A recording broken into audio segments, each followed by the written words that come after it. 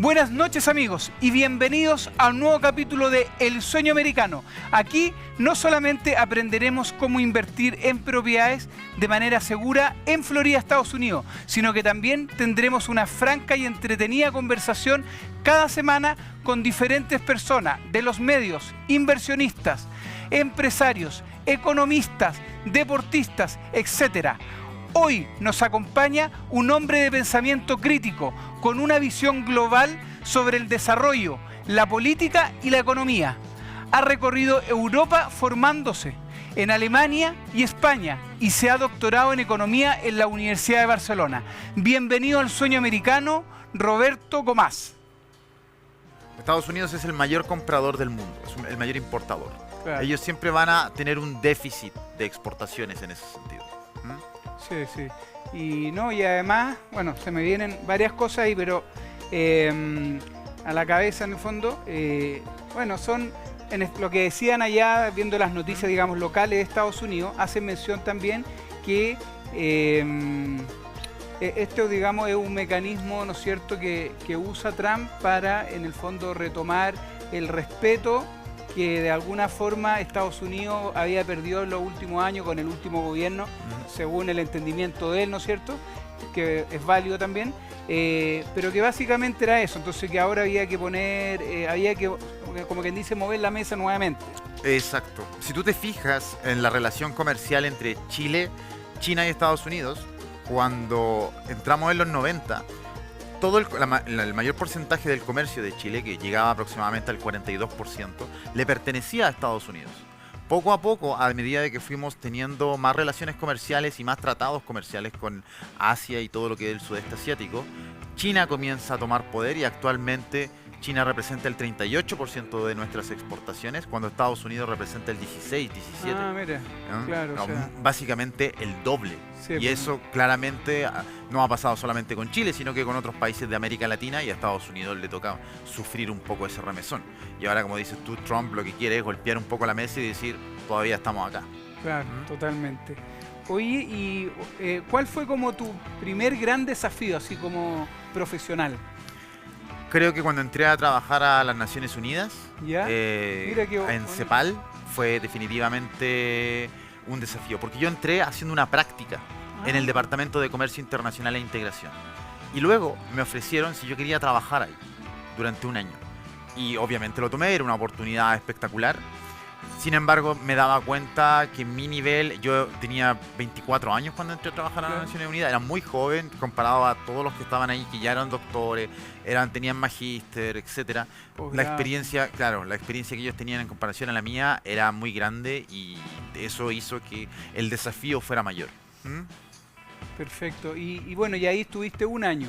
Estuve un año y ahí ellos mismos fueron los que me recomendaron irme a Alemania a seguir estudiando, a perfeccionarme, y ellos me firmaron la carta de recomendación y gracias a eso pude entrar a la universidad en Alemania. Ah, mira, buenísimo. Ahí hice el magíster. Oye, bueno, me imagino que como la mayoría de las personas te ha tocado de repente triunfar en ciertos aspectos y fracasar en otros. Y es importante también transmitir, porque uno siempre dice como las ganas nomás. Ajá. Pero ¿cuál sería como un fracaso que tú recuerdes que...? He tenido varios fracasos, fracasos en el mundo del emprendimiento. A ver, 3 fracasos que de alguna manera me hicieron repensar el cómo yo hacía los negocios. Primero, con amigos intentamos hacer una cervecería artesanal. ¿Ya? Lo estábamos haciendo y la cerveza no puede oscilar más de 5 grados cuando se está fermentando. Y tuvimos el gran incendio de Valparaíso en el 2017 más o menos. Por ahí. Cuando la casa donde la teníamos estaba 2 cerros al lado del gran incendio. Yeah. Perdimos absolutamente todo. Eso fue como un golpe y dijimos, ¿sabes qué? Aparentemente yo no estaba dispuesto a pasar por todo el proceso de manufactura nuevamente. Segundo golpe, abrí una botillería. Post pandemia. Abrí una botillería, la idea era que mi padre trabajara en ella, pero cometí nuevamente un error, que compraba cosas que yo compraría, no lo que la gente esperaba en ese barrio. Era el Cerro Barón. Y hubieron problemas de administración, etcétera, y quebré una botillería. Perfecto. Y ahí dije, ya, yo no sirvo para esta área de negocio. Aparte que la botillería tiene un tema, que el horario que le da mejor es de noche. Era súper complicado complicado para mí en ese tiempo. la administración. Claro, porque yo además seguía trabajando en mi otro emprendimiento, en la academia, etcétera. Y luego ya decido abrir mi propia consultora, comienza a irme bien, se comienzan nuevos contratos, etcétera. Y tuve el tercer gran porrazo, pero este no me bajó completamente, ¿Ya? pero fue que firmé con una empresa muy grande, me ofrecieron un contrato extremadamente grande ¿Ya? y no me aseguré bien y hasta el día de hoy no me han pagado. Chuta. Así es. Y, Así es. ¿Y se ve posibilidad que te paguen? Sí, ¿o no, ya estamos, ya estamos Ya. en procesos legales, Ya. pero eso fue todo un tema. Imagínate, dineros comprometidos, estar pagando gente, etcétera, pagar viajes, Sí. fue todo un temazo. ¿Mm? Oye, ¿y cómo ves la economía de hoy en día? En Chile, ¿Sí? particularmente, ¿En Chile? nosotros en Chile actualmente tenemos un problema de estancamiento económico. La productividad en Chile se ha hecho cada vez menor y además las leyes que está generando, sobre todo este actual gobierno, hacen más complicado que tengamos productividad. Me explico. Disminuimos las horas de trabajo. Bien, entre comillas bien, ¿cierto? Va en la dirección OCDE. En la OCDE se trabaja menos, es cierto. Pero son más productivos. Pero son más productivos. Somos los menos productivos de la So- OCDE, somos- según las encuestas. Somos los menos productivos de la OCDE. Entonces, ¿qué pasa acá? Trabajamos menos, pero no invertimos en investigación y desarrollo, por lo tanto no tenemos más tecnología que nos permita ser más productivos. Por lo tanto, simplemente vamos a trabajar menos y producir menos. Acá en Chile las leyes de contratación son muy complejas, por lo tanto, renovar personas en términos de empresariales es muy costoso, Carísimo. es carísimo. Y aparte es difícil. Y además es difícil. Y además, tú tienes dos formas de incrementar el salario. Es a través de más productividad, que es la forma en teoría que se debería hacer, Claro. con más tecnología, mayor productividad, etc. Y la otra es hacerlo de manera artificial. Este gobierno lo ha hecho de manera artificial constantemente. Es decir, a través de leyes. Sueldo mínimo ahora es de tanto. Sueldo mínimo ahora es de tanto. Tanto. Esto provoca... tiene un índice. Se llama el índice Cates. Lo que sucede acá es que el salario promedio de Chile va en los 800.000 pesos. Aproximadamente. Sí, 780.000 más o pesos. El sueldo mínimo es de 529.000 pesos ahora. El sueldo mínimo representa el 69% del salario promedio. Eso significa que en ese término, en términos de salario promedio, salario mínimo, Correcto. nosotros tenemos el segundo sueldo mínimo más alto de la OCDE, solo después de Turquía. Mira. Lo cual nos complica mucho. ¿Por qué? Porque si esto se sigue aumentando y de repente cuando la CUT dice, oye, queremos uno de 1 millón, Claro. lo que nos provoca esto es que la gente no quiera o no se quiera arriesgar a tomar trabajos de alta responsabilidad porque pueden tener un salario muy similar en trabajos como que sean Informales. no solamente informales, sino de responsabilidad promedio. ¿Mm? No, y además yo creo que para las empresas ¿Mm? que genera el trabajo, ¿Mm? también debe pensar, chuta, en realidad el sueldo mínimo está tan caro hoy en día que en realidad ya no puedo tener 3 personas como quería, con eso Exacto. puedo tener solamente 2. Ujú. Y también esas personas, bueno, se va a producir que en el fondo viven su día a día es más complejo. Totalmente. Totalmente, estresante. es más estresante, tenemos menos productividad y si no hay una relación importante entre la academia, que son los que generan la nueva investigación, y las empresas, también complica, porque acá el hecho de que empresas privadas inviertan en educación con universidades también es mal visto porque en Chile se le agarró una especie de odio al lucro. Bueno, el lucro no es un problema, el problema es lo que hacemos con la distribución y eso es un problema del Estado, de cómo ellos están cobrando impuestos y cómo los están distribuyendo. Claro, hay problemas, yo lo he conversado en otros programas, tenemos muchas carencias en políticas públicas. Totalmente. Ese es nuestro gran problema hoy día, creo yo, en Chile. Porque cuando tú comparas justamente con los países de la OCDE, de otras potencias, yo lo que conozco más es la realidad en el fondo de Estados Unidos, pero la distribución de los recursos, la forma de hacer las cosas en términos de ley, en términos de inversión, lo que sea tu investigación, etcétera. No quiero decir que son mal hechas, pero se podrían hacer mejor. Totalmente, no, y algunos están claramente mal hechos. Por ejemplo, nosotros, el 75% de la población en Chile no paga impuesto a la renta.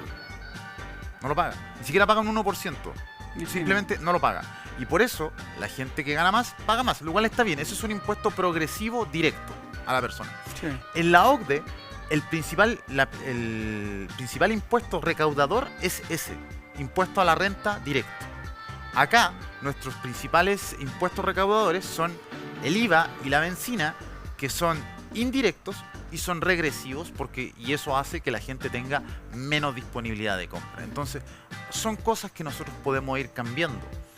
El promedio de OCDE de IVA va entre el 8 y el 10%. Acá ya vamos en 21. 19, no sé. 19, 20, sí, por ahí. Por ahí, sí. Y en la Florida particularmente, bueno, Estados Unidos es como, yo siempre digo, cada estado es como un país, pero particularmente en la Florida es un 6.5%. Mucho o más sea, imagínate, es 3 veces menos de lo que es en Chile. Y lo otro, adicionalmente eso, que allá el IVA está asociado a, dependiendo a cada cosa. Entonces, por ejemplo, y que está muy bien, lo encuentro muy inteligente, ¿no? Porque, por ejemplo, si tú vas al supermercado y tú compras leche, pan, aceite, huevo, que son cosas esenciales para vivir, eso tiene 0% de impuesto del IVA. Ahora, si tú compras, por ejemplo, comida preparada, sí tiene impuesto. ¿Por qué? Porque alguien te hizo el trabajo. Claro, hay un valor agregado. Hay un valor agregado. Ahora, vamos a poner un caso más extremo. Si tú vas y te compras cigarro, tiene mucho más IVA. Si vas al casino a jugar un juego y ganas ese juego, tú tienes un 35% de IVA, que es de los IVAs más altos que existen. ¿Por qué? Porque nadie necesita plata para ir a jugar al casino. Claro. ¿Me entiendes? Es como una cosa que alguien podría decir, bueno, de plata malgastada. Bueno, si él quiere malgastar la plata, conforme, que la malgaste, pero tiene que pagar 35%, imagínate. Claro. Entonces, claro, habría que, esto no es llegar y 19% iba todo. No, pues que detengámonos, analicemos qué se puede agregar, qué se puede quitar y distribuir los recursos de forma lógica. Totalmente. Y de manera directa, ¿no? Con claro. no con tanta subvención, dinero a la cuenta de las personas, que de hecho en pandemia demostró ser la mejor política. En vez de las cajas, en vez de tanta subvención, simplemente dinero directo a las cuentas de las personas. Eso se llama impuesto negativo, que era algo que ya Milton Friedman nos venía diciendo que se podía hacer y era una manera de disminuir la desigualdad de ingresos entre una población. No solo eso, lo que tú estás diciendo en Estados Unidos tú cuando ves el precio del producto, lo ves sin IVA. Sí. Y después cuando tú pagas, te colocan el IVA. Exactamente. Eso provoca una mayor transparencia y una simetría de información entre el comprador y los vendedores. Porque aquí, por ejemplo, si el IVA se disminuye, nosotros no sabemos si realmente nos están disminuyendo el precio. Porque realmente nunca conocemos el precio de algo. Siempre lo conocemos más IVA. Claro. Exactamente. Oye, ¿y qué señales indican, por ejemplo, que hoy es clave diversificar inversión en el extranjero? Yo creo que el estancamiento productivo de Chile te dice que es clave, 1, invertir en el extranjero, 2, la cantidad de tiempo que tú te demoras en desarrollar un proyecto en Chile. El promedio va alrededor de los 2 a 3 años, proyectos de inversión, solamente en permisos. En Chile tú necesitas 435 permisos de distintos elementos, de distintas partes del gobierno. Tremendo. Cada uno de esos permisos te puede durar máximo 6 meses. Imagínate lo que sucede si vas en los últimos 20 y te demoráis. Tienes que sacarlos todos de nuevo muchas veces. El promedio OCDE de permisos son 200. Hay maneras de optimizar los procesos. Debemos generar esas metodologías para que la gente vuelva a comenzar a invertir acá.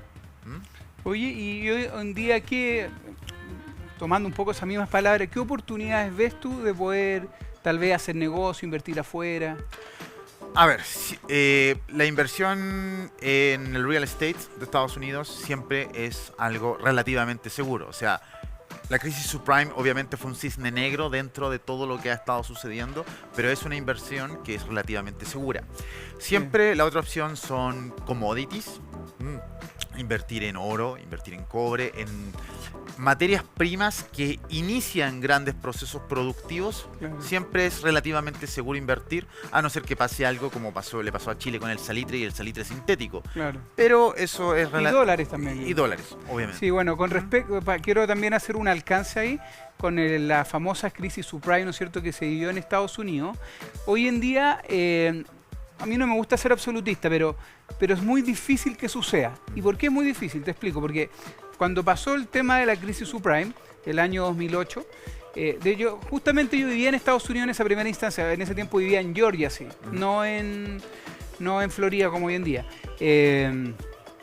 Resulta que, claro, la película fue completamente diferente porque tú ibas como cualquier persona a pedir un préstamo Y te lo daban inmediatamente. y te lo daban inmediatamente sin medirte carga financiera. O sea, claro, económicamente era una aberración porque tú ibas, pedías hoy me quiero comprar esta casa de $300.000, por decir cualquier monto. Y resulta, por supuesto, decía, firme aquí. Y como no te medían carga financiera, después cuando llegaba el primer mes que tú tenías que pagar tu hipoteca, ahí recién los bancos se dan cuenta que tú no tenías cómo pagar. Claro. Entonces ya el primer problema. Después, más encima, los ejecutivos tenían bonos. Entonces ellos por darte el crédito ganaban un bono. Y adicionalmente, si te adicionaban un crédito extra, por ejemplo, para equipar la casa, el mismo ejecutivo te decía, oiga, ¿usted tiene plata para equipar su casa nueva? No. ¿Le parece $100.000? Por supuesto. Fírmeme aquí. Y te hacían firmar, entonces te ibas ahí con casa nueva y con $100.000, que además esos $100.000 tú claro, podías equipar la casa, pero también te podías pegar un viaje. Entonces, ¿qué pasó? Que las personas en ese tiempo tampoco daban un pie, digamos, para iniciar. Entonces no daban el pie inicial, o era muy bajito, no te medían carga financiera y además te dan plata adicional. Entonces, cuando llegaba el primer mes, no tenías cómo pagar. No. Hoy en día todo eso ya se corrigió y hoy en día en Estados Unidos, para los que son residentes o ciudadanos, sí se les mide carga financiera, totalmente. Tienen que dar un pie inicial. Y además hay una serie de variables que existen, que por ejemplo, si es una propiedad para vivir, te dan ciertos beneficios para que tú pagues menos impuestos. Y si es para invertir, te miden, que yo siempre trato de transmitirlo porque quiero que acá me gustaría que lo implementaran. Existen para mitigar, de que tú lo tienes que haber escuchado muchas veces, que tú tienes un amigo, alguien que se compró una propiedad y resulta que todos los meses tiene que poner plata, a pesar que tiene la propiedad arrendada, tiene que poner todos los meses plata como para llegar al dividendo. Claro. ¿Por qué? Porque en el fondo, supongamos, tiene arrendada la casa en $1.000.000, pero resulta que el dividendo es $1.300.000. Entonces todos los meses tiene que poner $300.000, a pesar que la tiene arrendada. Bueno, allá se hace lo que se llama un schedule rent, que es un comparable del valor de la propiedad. Entonces, a pesar de que te están ofreciendo un crédito, pero si es que la propiedad no se va a rentar, al menos esa propiedad de inversión es lo que tú tienes que pagar de crédito hipotecario, no te dan el crédito. Entonces, o tienes que poner más plata de pie inicial, o tienes que bajar el valor de la casa en una negociación. Entonces, todas esas medidas, medir carga financiera, poner el pie, asegurarse de que el comparable hoy en día hace que el mercado sea un mercado sólido. Mucho más regulado. Y mucho más regulado, que en ese tiempo no era así. Entonces por eso digo que hoy en día es muy difícil que ese tipo de cosas puedan suscitar. Bueno, y otra pregunta. ¿Nota una desconexión entre los sueños de la gente y las decisiones políticas actuales? Yo creo, y aquí me voy a arriesgar un poco con la respuesta, pero yo creo que la gente no sabe lo que quiere en este momento. Me explico. La gente necesita trabajo, ¿cierto? Sí. Necesita trabajo y para eso necesitamos inversión. En este gobierno hemos perdido 3% del PIB. Un porcentaje del PIB son $3.500 millones. O sea que 3% del PIB aproximadamente son 7.000 son 10.500 millones de dólares. Eso hemos perdido en inversión productiva, es decir, en que se generen paneles solares, que se genere energía eólica, etc. Ahora, cuando esto sucede con menos inversión, menos empleo, menos trabajo, menos ingresos, menos calidad de vida. Chile, la población de Chile debe decidir si nosotros estamos dispuestos a perder parte de nuestro patrimonio natural, obviamente siempre resguardando la mayor cantidad posible del ecosistema, Claro. pero tenemos que estar dispuestos a perder algo para construir empresas, para tener empresas. Claro, hay un viejo dicho que dice, no se puede hacer tortilla sin romper huevos. Exacto, o sea, tenemos, hace una semana salió en las noticias que una empresa hidroeléctrica de Noruega lleva 3 años sin poder moverse en el sur porque faltan permisos todavía. Y está listo, ya está construido, está todo, pero no Mira. pueden trabajar. Llevamos 3 años así. Se han cancelado proyectos mineros, se han cancelado proyectos de data center en Valparaíso. Entonces, debemos entender que si queremos trabajo, incluso si queremos energía solar a través de paneles solares, tenemos que llenar parte del desierto con eso. Y eso va a tener un impacto ambiental. Y nosotros como Claro. país tenemos que estar dispuestos a sufrir, entre comillas, ese Sí. daño. ¿Mm? En Claro, cambio de esa voluntad una mejor hoy en calidad día no de la vida. tenemos. Exacto. ¿Mm? Totalmente. Sí. Oye, ¿y qué representa para ti, Roberto, el concepto del sueño americano? El concepto del sueño americano para mí son 2 cosas. Lo primero es hacer lo que amas, hacer lo que te gusta hacer y vivir muy bien de eso. Yo creo que esa es la combinación. Disfrutarlo. Vivir, hacer lo que uno ama y disfrutar bien tu vida con eso. Yo creo Totalmente. que parte de mi sueño americano en un momento fue cuando salí a estudiar por primera vez, era vivir eso, vivir la experiencia de estar en el extranjero, estar solo, vivir solo, enfrentarte a un nuevo tipo de exigencia, enfrentarte a una ciudad distinta, a una distintas, cultura a una diferente. cultura distinta, exacto, y salir airioso, disfrutarlo, salir airioso de eso, hacer lo que uno ama, que en ese momento era dedicarme casi a la academia. Sí, oye, bueno, y llevándote un poquito, ¿no es cierto?, más ya al sueño americano como tal, ¿conoces personas, por ejemplo, que le haya tocado emigrar a Estados Unidos? Conozco gente que ha migrado a Estados Unidos, conozco gente que le ha ido muy bien migrando a Estados Unidos, gente que no le fue muy bien migrando a Estados Unidos y en general, como viví básicamente 8 años entre Europa y parte de Asia, conozco muchos que migramos, ya sea por estudio o por trabajo, sí. Y cuéntanos un poquito de los dos, digamos, de los dos lados, los que no le fue bien, por qué no le A fue ver, bien, el mejor amigo de mi padre, ¿ya?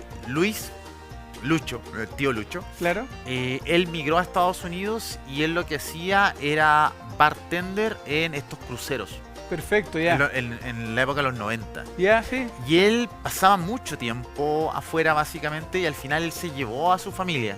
Y no sé en qué, creo que estaban en Miami cuando estaban totalmente asentados. Seguramente, porque hay un Ujú. puerto importante ahí que salen Exacto. todos los Y días. recuerdo que ellos venían una vez al año y una vez al año las dos familias se juntaban.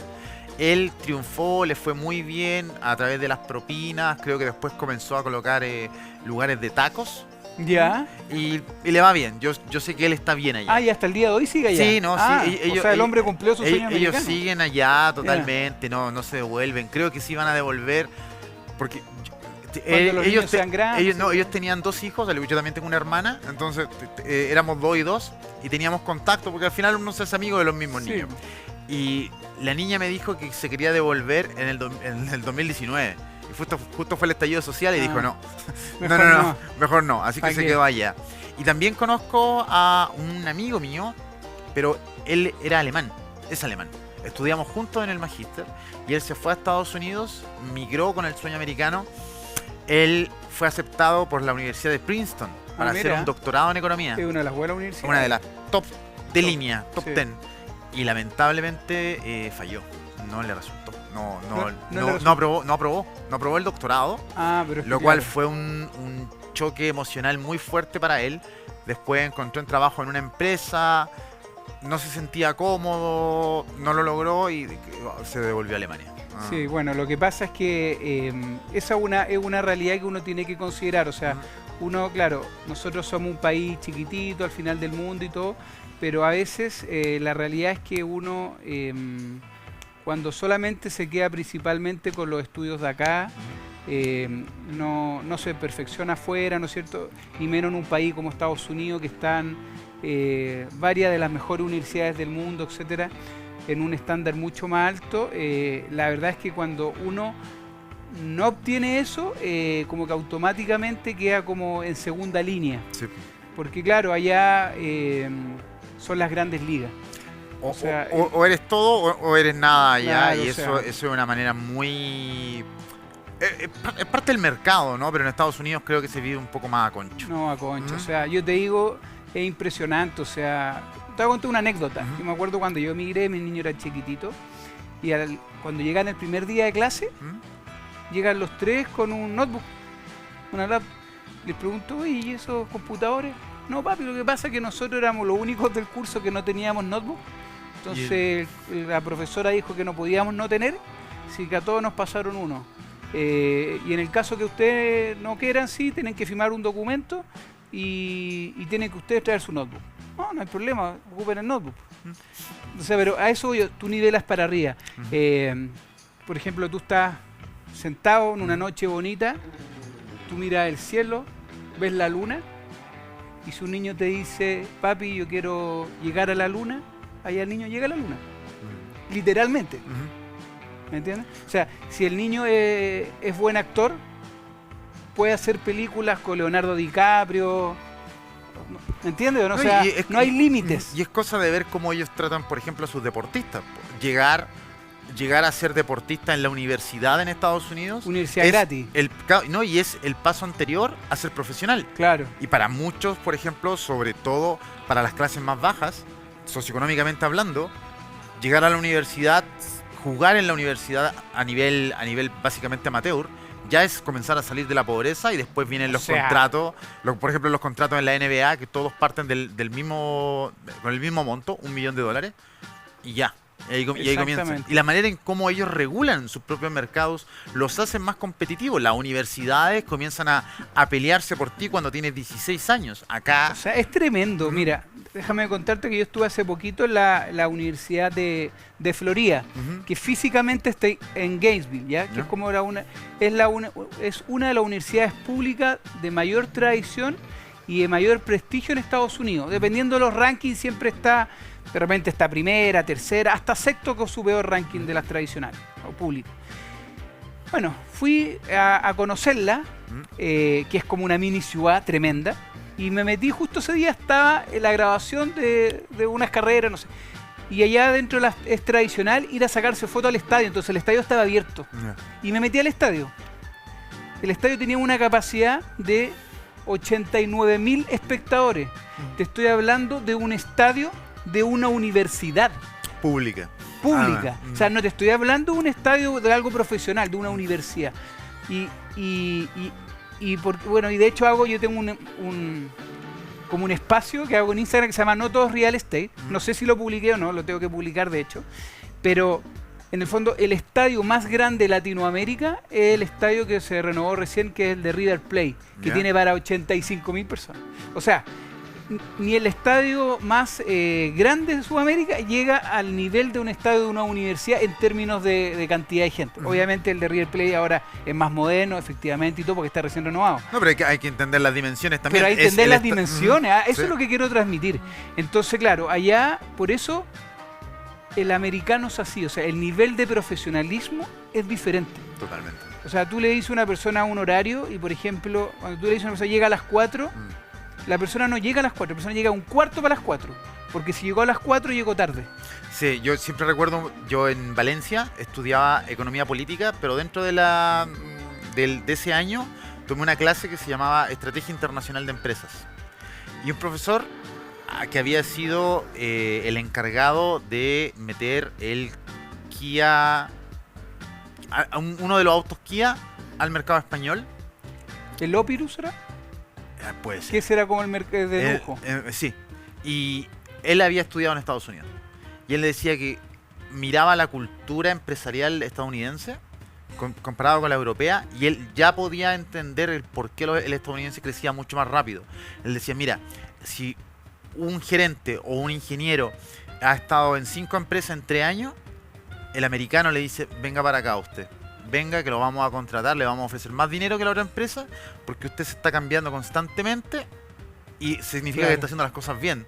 En Europa y en Chile, si tú te cambias muchas veces de tu trabajo, en la misma entrevista te lo comienzan a cuestionar. ¿Y por qué se cambió? ¿Y por qué no le gusta? ¿Por qué no le gusta quedarse quieto?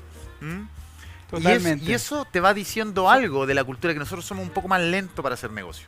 Sí, y ese es un tema cultural, lo conversaba fuera de cámara con otro invitado. Me comentaba que, por ejemplo, acá es muy cultural cuando tú das un currículum, todo eso, ¿no es cierto? Que hoy en día hablan como de la discriminación, el tema de la foto. Allá tú partes con la foto, Sí. hasta las tarjetas. O sea, una persona, cuando tú mandas un correo, por ejemplo, si no está la foto en el correo, no está la foto en la tarjeta, no está la foto en el currículum, eso es raro. ¿Por qué la persona no me está dando la cara? Fíjate la mentalidad. Acá te dicen que te discriminan.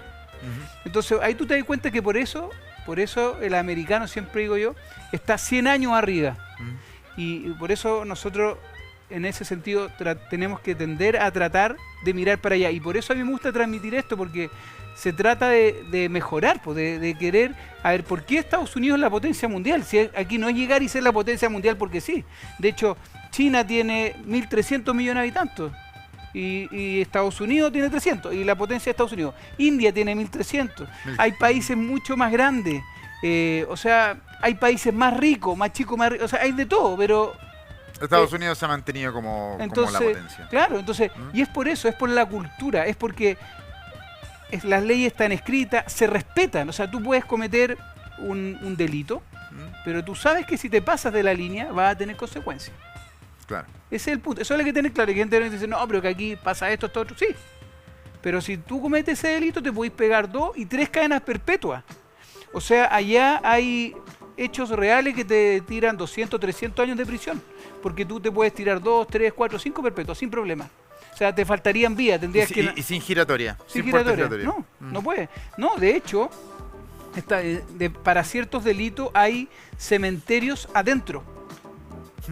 O sea, tú ni siquiera sales después de muerto. No, es increíble, o sea, otra cultura.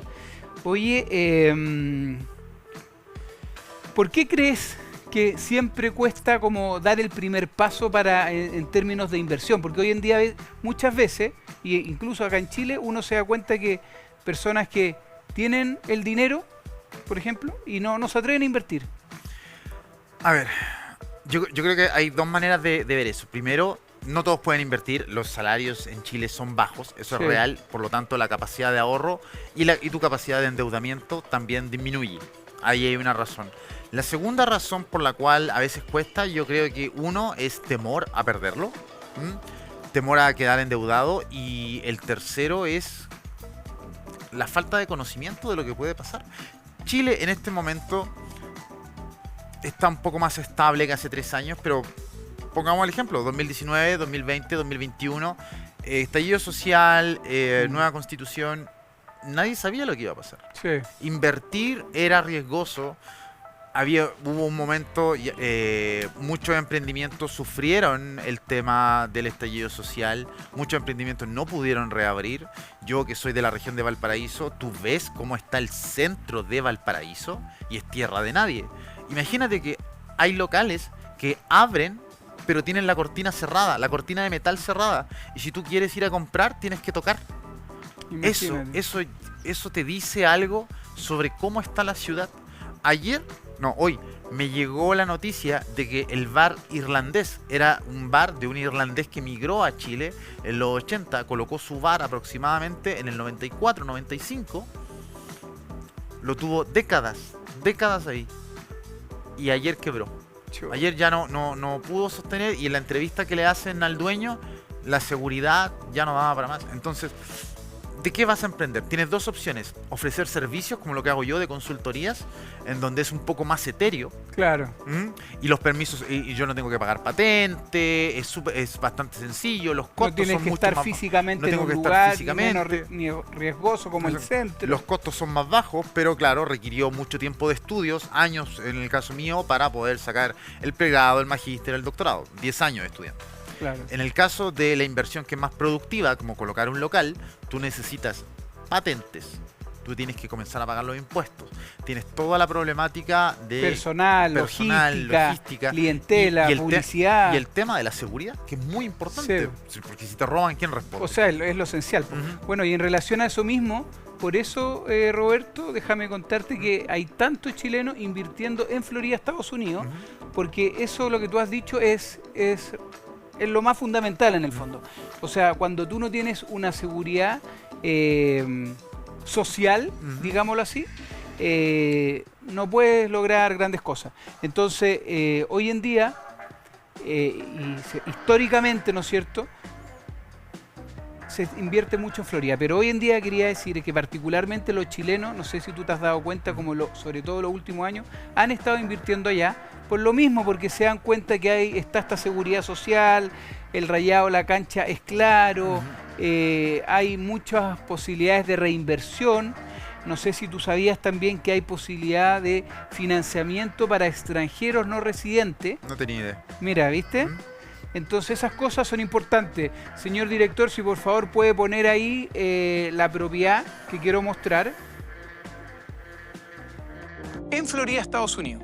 Específicamente en Davenport, al sur de Orlando. Esta comunidad residencial ha sido diseñada para ofrecer un estilo de vida contemporáneo y cómodo, ideal tanto para quienes desean establecerse como para los inversionistas que buscan una propiedad con potencial. Aquí pueden encontrar casas que varían de 3 a 5 habitaciones, con 2 o 3 baños y espacio para 2 autos. Cada hogar cuenta con un diseño moderno y funcional, con planos abiertos que maximizan el uso del espacio y la entrada de la luz natural. Las cocinas son de alta calidad, equipadas con encimeras de cuarzo y electrodomésticos de acero inoxidable, además de amplias islas que añaden comodidad al área. La comunidad también incluye tecnología inteligente, permitiendo a los residentes gestionar diferentes aspectos del hogar desde sus dispositivos móviles, lo que les aumenta la seguridad y el confort. Ubicada cerca de la autopista I-4 y la Highway 27, ofrece fácil acceso a tiendas, restaurantes y los famosos parques temáticos de Orlando, lo que la convierte en una opción atractiva para vivir o para rentas vacacionales. Además, la comunidad cuenta con amenidades como una casa club, gimnasio y piscina, ideales para entretenimiento y bienestar de sus residentes. Con planes de expansión en la zona, sin duda, esta es una gran inversión. Si buscan invertir en un lugar moderno y con un gran potencial, no duden en contactarme. Estoy aquí para ayudarles a alcanzar su sueño americano. Quiero compartir con ustedes una increíble oportunidad para aquellos que buscan su hogar en Florida, Estados Unidos. Bueno, aquí están repitiendo, pero básicamente esta casa que tú ves aquí, Roberto, es una casa que en precio vale algo así como $350.000, ¿ya? Que para hacer un símil en Chile de forma sencilla sería como 350 millones de pesos. Ahora, tú no necesitas los 350 millones, tú necesitas como para extranjero que no eres residente, tú necesitas tener un 30% del valor de la propiedad que vas a comprar y más o menos un 4 o 5% de gastos de cierre. Eso quiere decir que en la práctica serían 105.000 de que sería de pie, más unos 25.000, o sea, necesitas como algo como $130.000 para comprar esta misma casa. Y el resto es financiado por la banca americana. Por eso quise transmitirlo, porque me he dado cuenta que muchas personas en Chile no saben eso. Entonces, claro, se pierden verdaderamente oportunidades de inversión, porque si bien es cierto, puede ser un monto importante, pero hay personas que tienen ese dinero y dicen, bueno, ¿dónde podemos poner un dinero donde sea seguro, donde tengamos paz social. Que la plusvalía vaya subiendo. No, eso, la plusvalía aquí es tremenda. Y ese es un buen punto que diste, porque en el fondo esta misma propiedad que te va a costar a ti invertir 120, 130 mil dólares, probablemente en 5, 6 años más, esta propiedad, porque tú pusiste 120, 130 de una propiedad que vale 350 más o menos, pero esta misma propiedad en 5 o 6 años probablemente va a andar en los 450 mil. O sea, prácticamente en 5 o 6 años, la inversión inicial que tú pusiste, prácticamente la duplicaste. Y podéis venderla. Podéis venderla. Te sacáis 100 mil dólares. Te sacáis 100 mil dólares o si no quieres venderla, puedes hacer lo que se llama como un cash out, que para hacer un símil en Chile sería como un retiro de fines generales, como para llevarlo al mercado local. Y tú puedes ocupar ese dinero, ocuparlo lo que estimes conveniente o tomarlo y ponerlo para comprar una segunda propiedad.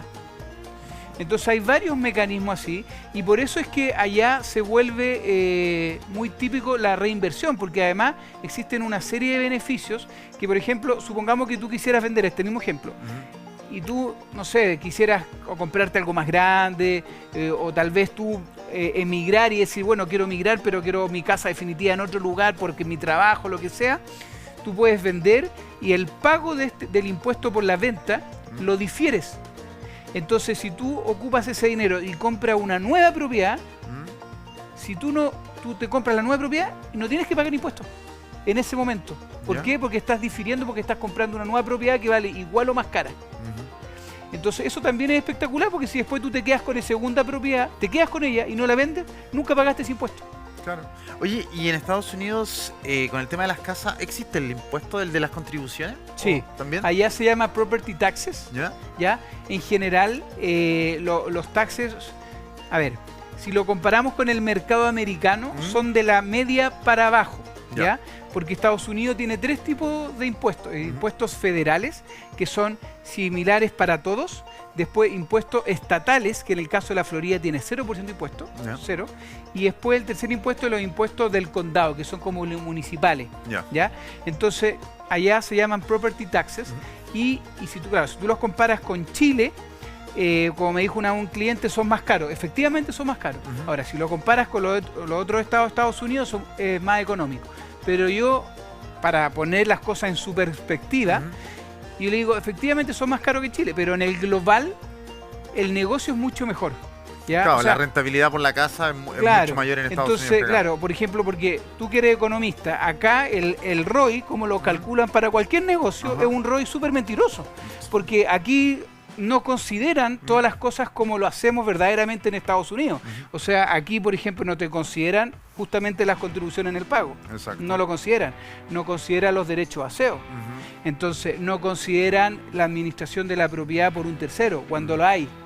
Entonces, consideran, en el fondo, las cosas más básicas que allá no solamente te consideran eso, sino que, de hecho, allá afuera todas estas variables, cuando a ti te entregan cuando a ti te dan un crédito hipotecario, la sigla, digamos, como el ABC del real estate, cuando tú pagas un crédito hipotecario, eso tiene un nombre, se llama la sigla PITI, ¿ya? Que significa principal, que es lo que principal que tú estás pagando al crédito, la I después de interés, que eso tú lo puedes deducir cuando pagas los impuestos año a año. Después viene la T de taxes, ahí está el análisis en el ROI, y después viene el insurance, que es el seguro. Entonces, todas esas variables, más las otras que yo te nombro y otras más que hay que considerarlas dependiendo la ubicación de la propiedad o los servicios adicionales que tenga, porque si es una vacacional puede tener, por ejemplo, amenities muy grandes o muy importantes, y allá es muy típico con canchas de golf, con restaurantes, con aquí, allá. Entonces hay que considerarlo. Si es una de renta anual, también a veces tú no tienes costos por asociación, porque no estás físicamente en una comunidad, entonces lo único que pagas son los taxes. Entonces va a depender, hay que buscar, y eso es lo importante de hacer, asesorarse, siempre digo yo, como con una persona que sea local, que conozca el mercado y que te pueda ayudar en el proceso completo de la inversión, para que si tú buscas una inversión, tengas el mayor retorno posible y no comprar algo porque lo encontraste bonito. Claro. Eso es súper. Así que bueno, ¿y qué te pareció la casa? ¿Te gustó? Está espectacular, me encanta, me encanta, me encanta. Sobre todo las terminaciones, la mesa de madera ahí, la encontré hermosa. Ahí con 3 baños, eran 3 baños, 2, 3 baños, Sí. 5 habitaciones. ¿O 3 habitaciones? No, no sé. Escuché 2, 3 baños Sí. y 4 habitaciones. Bueno, Está sí. espectacular, me encantó. Sí, bueno, mira, a continuación te voy a aprovechar de mostrar estos videos que yo te comentaba que hago de No Todo es Real Estate. Ajá. Y, señor director, por favor, vamos con eso nomás. Buenas noches, amigos. Hoy día nos encontramos en un nuevo capítulo de No Todo es Real Estate. En esta oportunidad estamos en un restaurante que está de moda en Brickell, en la ciudad de Miami. El restaurante se llama Sexy Fish. A continuación, les invito a conocerlo.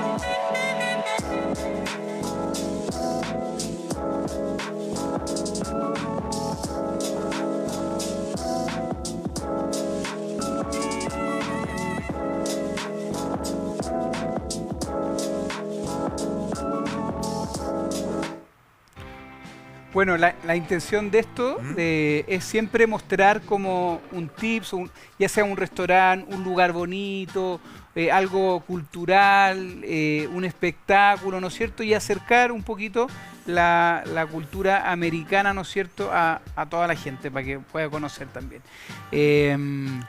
Bueno, y también te quería aprovechar de preguntar, ¿qué opinas del crecimiento económico y poblacional que ha tenido la Florida, particularmente con la inmigración? Porque no sé si tú sabías, pero no solamente llega el inmigrante extranjero, sino que la Florida particularmente, dentro de Estados Unidos, siempre está rankeando primero, segundo, hasta tercer lugar de todo Estados Unidos, de los 50 estados, siempre está entre los 3 primeros de que más gente migra.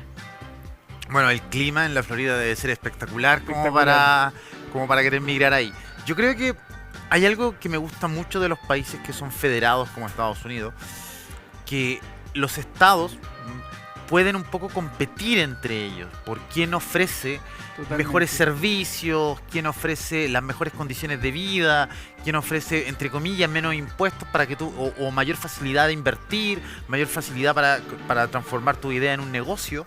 Entonces, en base a eso, creo que la Florida ha estado haciendo un excelente trabajo en comparación a lo que ha estado pasando, por ejemplo, en Nueva York, que hay grandes problemas de crecimiento, tú tienes un enorme problema de seguridad, sí, y los impuestos en Nueva York han estado incrementándose durante los últimos 8 años.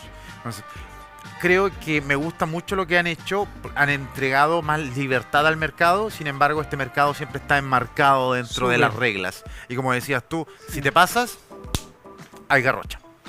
Totalmente, 100%. Oye, ¿y tú sabías que, por ejemplo, ciudades como Tampa, Orlando y Miami están dentro de las más atractivas para invertir en todo Estados Unidos? No tenía idea. Sí, porque la plusvalía que se ha generado en los últimos años a raíz de esto mismo que tú estás diciendo, que lo voy a conectar ahora, ha generado esto. ¿Por qué? Porque todos los estados del norte, como nombrabas tú, Nueva York, por ejemplo, Chicago, bueno, Washington, etcétera, también inclusive para la costa oeste, California, etcétera, son estados que en términos de inversión son mucho más caras las propiedades, y cuando pasó el fenómeno de la pandemia se dieron cuenta ellos que podían teletrabajar. Entonces ahí se dan cuenta que, tú sabes que en Nueva York, por ejemplo, tomando tu ejemplo, un departamentito chiquitito de un dormitorio te vale $1 millón.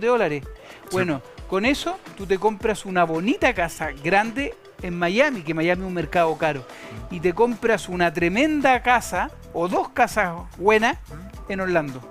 Mira. Entonces, claro, ellos recibiendo un sueldo mucho mejor, se iban a vivir a la Florida con un clima espectacular, Claro, con un sueldo espectacular, con menor contaminación. menor contaminación, un costo de vida más económico, ¿no es cierto?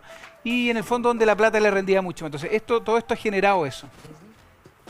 Así que quería eso compartirlo contigo también. Oye, ¿y te parecería interesante invertir en una propiedad que se pague sola? Totalmente, totalmente. Yo creo que yo tengo 39 años ya. ¿Ya? Así que en este momento yo ya tengo mi primera propiedad y tengo un hijo, así que es momento de comenzar a pensar ya en estas inversiones futuras Excelente. que de alguna forma van a dejar algo de legado, ¿no? Una cosa es dejar una empresa, que es una consultora, que es básicamente dejarle algo ya, un par de pasos más avanzado, pero lo otro es dejarle capital. Y ese capital, qué mejor que entregarlo en una propiedad, ya sea acá en Chile o en Estados Unidos, donde pueda disponer de absolutamente un dinero y un lugar en donde estar.